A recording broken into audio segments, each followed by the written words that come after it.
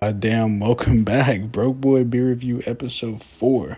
Today I'm here with Oatmeal Stout that's brewed by Samuel Smith Old Brewery up in Tadcaster, England.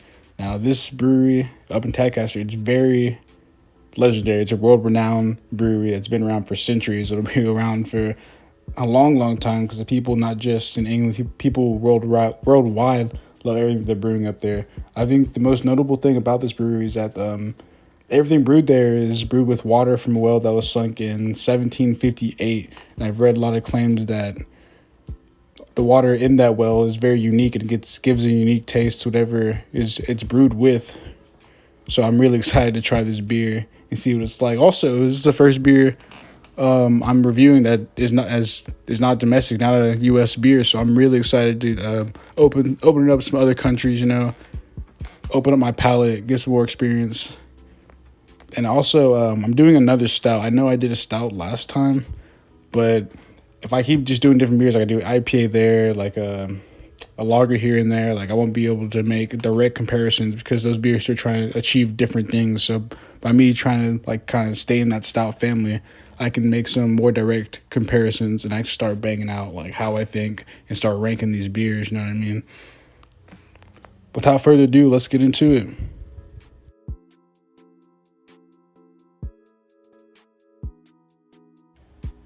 So Oatmeal Stout has this very dignified, chic look. It has this traditional uniform style. Like, you could draw a line straight down the middle of this label and it would look almost symmetrical.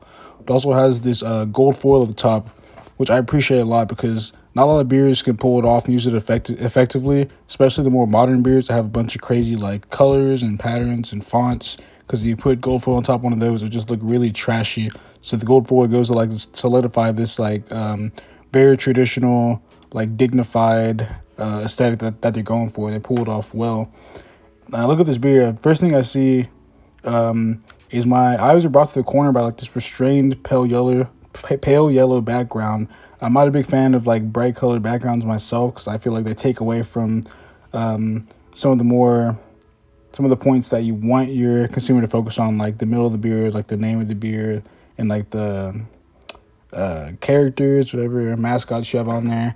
So I love the pale yellow background. It's also accented by this beautiful dark gold color that's on the words on a barrel and on this little symbol at the top of the label, and they go together very well to build this soft yellow background that isn't doing too much, isn't taking too much of your attention away from the rest of the label, but it draws your eyes in from the corner towards the center of the label, which is great.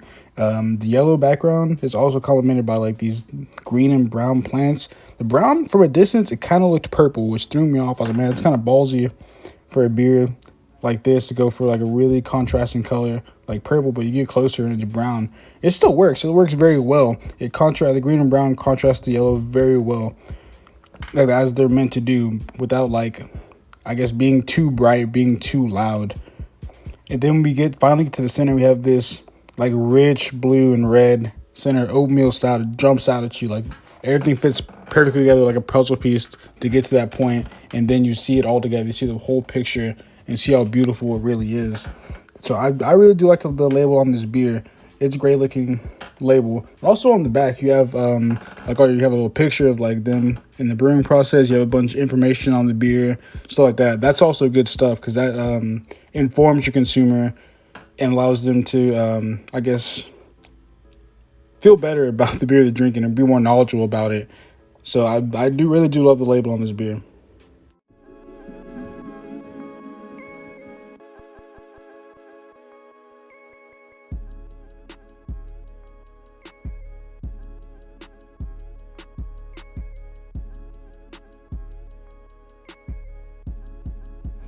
Man, I've been excited to try this beer for a while now. I saw it a couple days after I finished posting the last episode. Damn, dude. I can't wait to film this next episode. I was really excited because I wanted to compare two beers that are different price-wise. Because Dragon's Milk White was up there in price, man. It was like I said, it was $14 for a 4-pack. This one bottle, which is a pint, was $4. So they're pretty far apart price wise. So I'm gonna see if there's a noticeable difference in the two. Here you see I'm getting the pour, and you see this beautiful dark brown, dark chocolate brown color, and you start to see like a little bit of head, like a thick head film popping up. Has like this like dark hue to it, man. It's really pretty, dude. Really pretty beer. So my first smell of the beer, I get like this really like earthy like smell from like earthy like woody smell, and it smells great. Honestly, I thought the last beer, the Dragon Smoke White, had a little bit better smell to it, but then I taste it, man. I taste it. It has like this like roasted chocolatey taste to it, and it's not as heavy as I thought it was gonna be. I thought it was gonna be like a super heavy beer, but I'd describe it like medium body, like it's just thick enough, and has like this malty bittersweet taste. Kind of starts with the chocolate and it kind of slowly slides down to the dark hazelnut, and it's super smooth. The whole beer goes down like a much lighter beer. Like it didn't look like this dark. So I definitely would say I enjoyed this better than I enjoyed the Dragon Smoke White, and this beer is a lot cheaper price wise. If that means anything to you.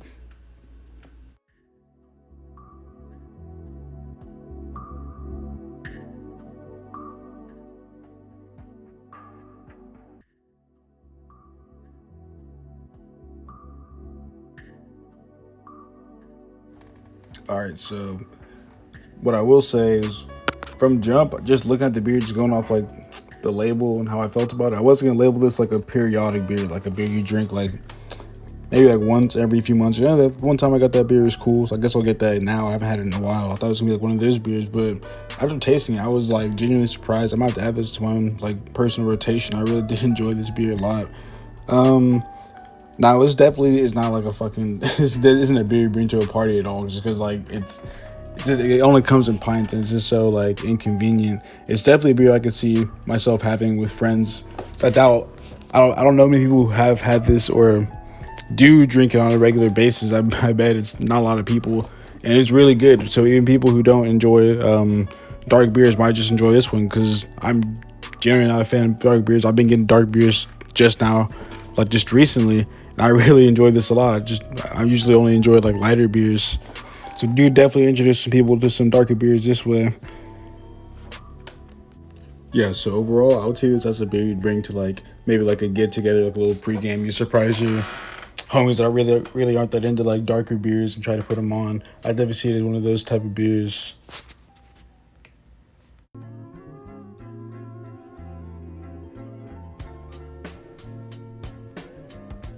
So aesthetically, I give the Oatmeal Stout a 7 out of 10. Looking back on it, Dragon's Milk White wasn't the simplest design. They tried to do like some work with like textures and like their fading colors. So I believe that the Oatmeal Stout's design was much simpler, and it got its like point across much more clearly than Dragon's Milk White. So I'll definitely rank it aesthetically above that. I give Oatmeal Stout an 8 out of 10 when it comes to taste. It's definitely a more full-bodied beer than Dragon Smoke White, but what comes with that is you have a heavier, like creamy, sweet chocolate. It's like kind of like drinking a chocolate shake. It definitely has less carbonation than Dragon Smoke White, which I appreciated. I don't like my stouts as of late to be super carbonated, and it also overall it was a sweetness mostly for me. That's what put it over the edge.